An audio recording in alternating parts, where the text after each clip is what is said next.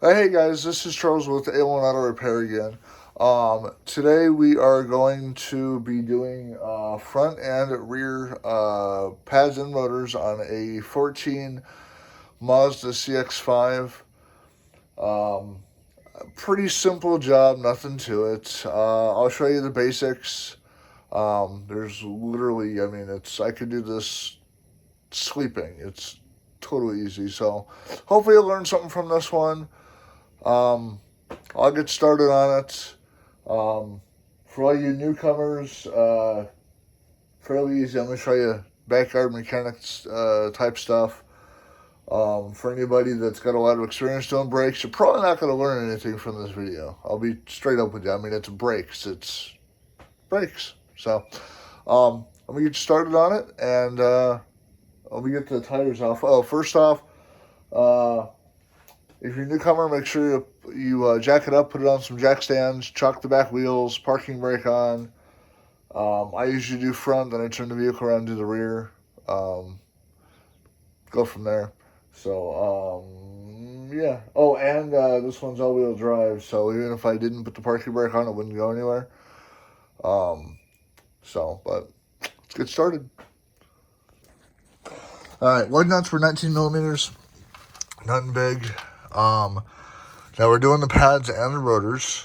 Now the rotors, the way to get them to where you can tell whether they need to be replaced or not is if you actually look at the rotor and you can see the little bevel that's built into the edge of the rotor, the tapered edge. If there's still a taper left, then the rotor is got some meat on it. The manufacturers build it in to where when this is no longer got a bevel and it's a straight 90, then the rotor needs to be replaced. So if you look at it and there's no smooth tapered edge right there, then it needs to be replaced. If there is, it's got a little bit of meat. These ones are getting a little thin, but as you can tell, it's still got a little bit of a minimum. The customer did want the rotors replaced, so we're going to go ahead and replace them anyways. As far as the pads go, you can either check them out from the top, which sometimes, depending on the caliper, it's really hard to see in there. Just kind of like this one, it's kind of hard to see in there. The other option is looking this way, and you can actually tell right there that there's still probably a third of a pad left, maybe almost a half.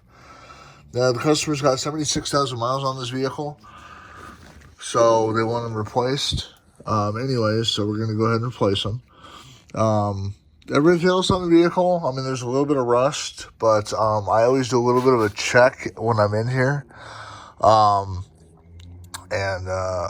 there's no crossover running under the front. It's all covered by the plastic, so I went ahead and I used the lower control arm mount to lift the vehicle up with the floor jack. So, yeah, nothing big. It looks pretty clean for 76,000 miles on it. I don't see anything leaking, any bushings cracked. Everything looks fairly good for the most part. So, I don't have anything to really report back to them on this side. So, let me go ahead. Now you're going to want to take this bolt right here and this bolt off to get the caliper off. The calipers are actually kind of wide. Once you get the caliper off, we'll go ahead and we'll get this off real fast. And then you're going to have to pull off this bolt and the one that's down here, which I'm sure that's a horrible shot. Once those two are off, the rotor is just a sliding rotor, just pops straight off. I'll show you it step by step. So, give me a minute and we'll get to it. All right, calipers off. It was 2 14mm bolts. Once you unscrew them, just kind of wheel it off and it'll fall back. I'll get something to hang the caliper on for a second. One important thing when you're doing disc brakes and you're doing the calipers and everything, or the pads and rotors, these slides are what allows the caliper to compensate for any kind of wear and tear and fatigue and warpness in the rotor. and any kind of offset wear in the pads. So grab this slide and just see if it goes back and forth really easily. This one's actually fairly easy, so it's in pretty good shape. This one is in the same boat. If you ever get them to where they just won't move, you may want to pop these out of the rubber and clean them off, and then re-grease them. Like I said, these ones feel really good, so I'm not going to do anything to them because I'm not going to fix what ain't broken. So go ahead and if you go ahead and do that, I've seen some really rough ones over my days, and hit them with the brush and the grinder and clean them up. Sometimes you just have to replace them, but once they rotate or they slide in pretty good, when you go to actually hit the brakes, the brake application, the vehicle goes smooth, and it doesn't, the steering wheel won't shimmy or nothing. So, yeah, just check them both and go from there. It's just when you're driving down the road and you go to hit the brakes, you don't want your steering wheel to do the shimmying thing, or the vehicle to shake or anything like that. And if those slides are stuck, seized, not sliding, whatever you want to call it, then anything like that can happen. And the customers get really annoyed, especially after they just got their brakes done, when that stuff's happening. So just a little thing, grease the slides, slap them back in. It takes 2 seconds. One, you won't hear about it later, and two, you'll feel better about the job you just did, right? All right, so I got one of my holders to hold the caliper up on, but just kind of keep that up. All that does is it keeps stress off the nylon brake line. I've yet to have one break on me from stressing it, but my mentors told me that, and it kind of makes sense. So, if you got an extra hanger or whatever, you can use, I've used speaker wire, baling wire, like wire, whatever, hooks, it doesn't really matter, just hang it. So, and then I've got the caliper just about off. The back bolts were a 17 millimeter. So just kind of get off the last bolt. This slips right off. Then you have the hardware in there. The new one's probably come with hardware. I'll swap that on. But the brake pads don't look bad at all. So anyways, that's that. And then pop these out. Pop those out. There's the old ones, and then this one. If the rotor is stuck on here, if you're going to reuse it, use some lubricant on it and grease up, because sometimes they get rusted on right here. Not much on the wide nuts, but most on just the center hub. So PB Blaster, WD-40, whatever, and then use a rubber mallet and just tap it and turn it and tap it.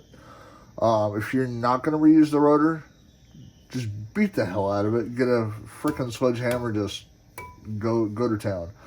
I've had them on so hard where I've had to use a pry bar, a sledgehammer, and PB Blaster on them, and then let them sit, and just, they don't look good. I've actually broken them trying to take them off. So, but anyways, that's that. This one's pulling right off.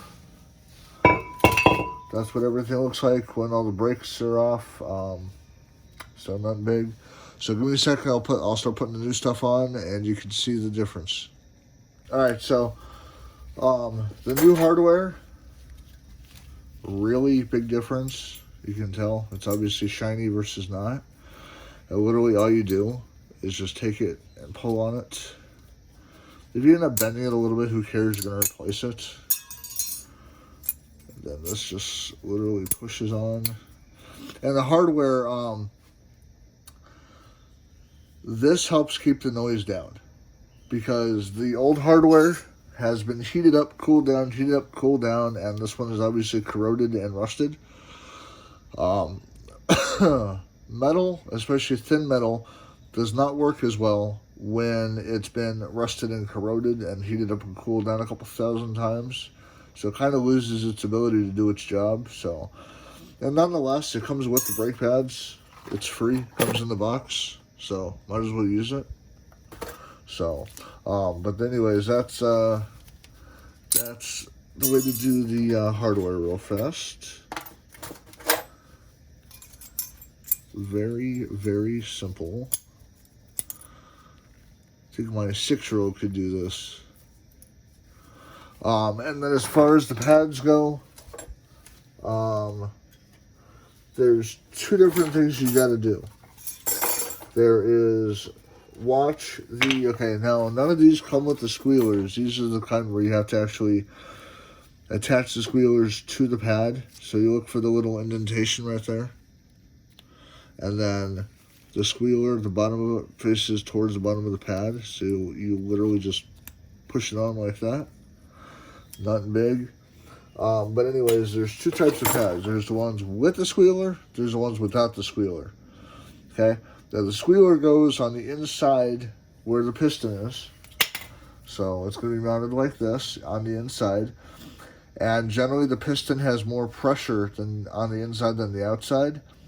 Even on the best wearing systems, generally the inside one wears faster just because that's where all the pressure is. So you always want to have the squealer on the inside to where it touches the rotor first. If you put it on the outside, if the caliper starts wearing weird or whatever, generally it's not going to make noise, so you always want it on the inside. So we're going to go ahead, when we mount the new caliper, we're going to go ahead and mount the rotor on the inside. In a second, we'll get it out of the box, and we shall put it on.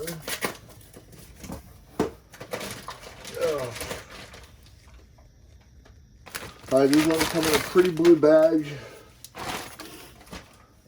These are also CNX semi-coated, whatever. They're pretty much all the same. So, and then the pads are eccentric parts. I believe these are from Napa. So ceramics are always the way to go. I don't care what it is.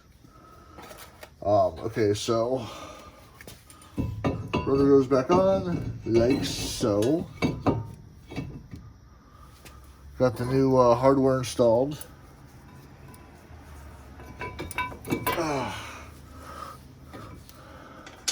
Put one bolt in. You're going to kind of have to hold the caliper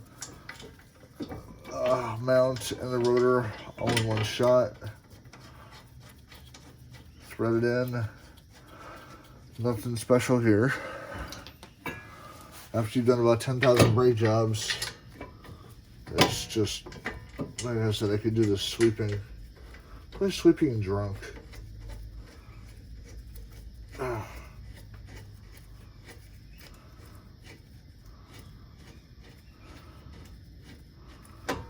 17mm. Righty tighty.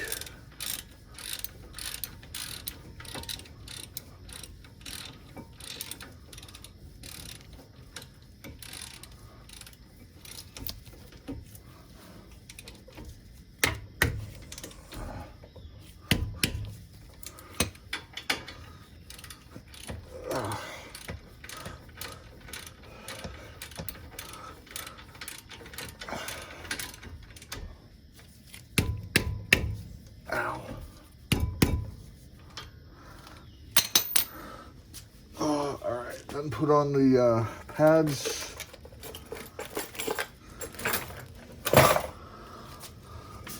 Non-squealer goes on the outside, like so. Put it in the grooves. The back of the shim is a little sticky, so nothing to worry about, but just so you know. That's all lined up. Take this off. Oh, the one thing I did forget to show you.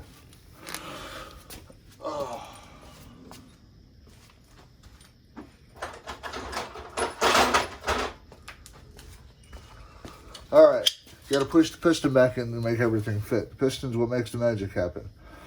You can use a piston retractor. You can use a C-clamp. I use channel lock, whatever. It all works the same.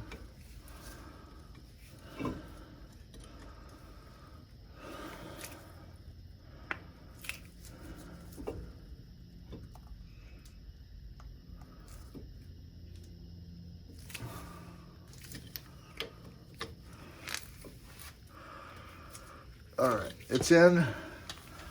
Boot's good. Wipe off the excess crap on there. Like I said, it takes 2 seconds.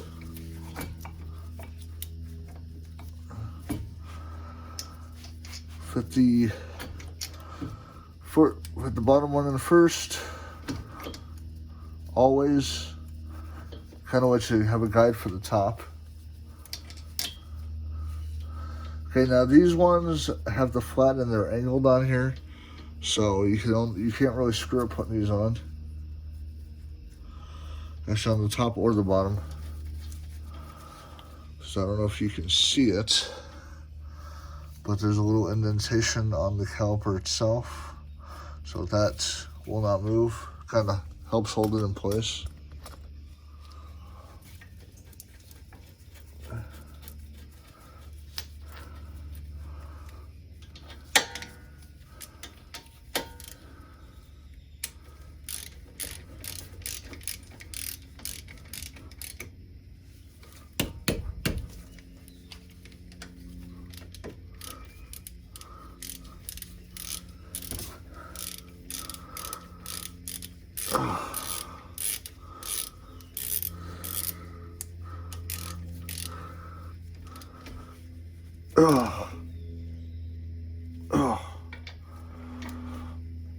Alright, that's tight. That one's ready to go. Tire can go back on. You can also pull on this, make sure it slides a little bit. That's always a plus. Well, actually, that's the way it's supposed to work. So, but anyways, this side's done. I'm going to start on the other side. I'm not going to do a video on the other side, but I will do a video when I do one of the back brakes. So stay tuned. Alright, so I just showed you how to do the front brakes on the 14 Mazda CX-5. Super simple. I was going to do the rear brakes on the same video, but I'm going to go ahead and do that on a separate video, just so that anybody that's actually doing the rear brakes, they don't have to wait for to watch the whole front brakes being done. I'm going to do more videos, tips, tricks, myths, all that good stuff, repair. If you have any comments or questions, hit me up below. Like, subscribe, all that good noise, and peace.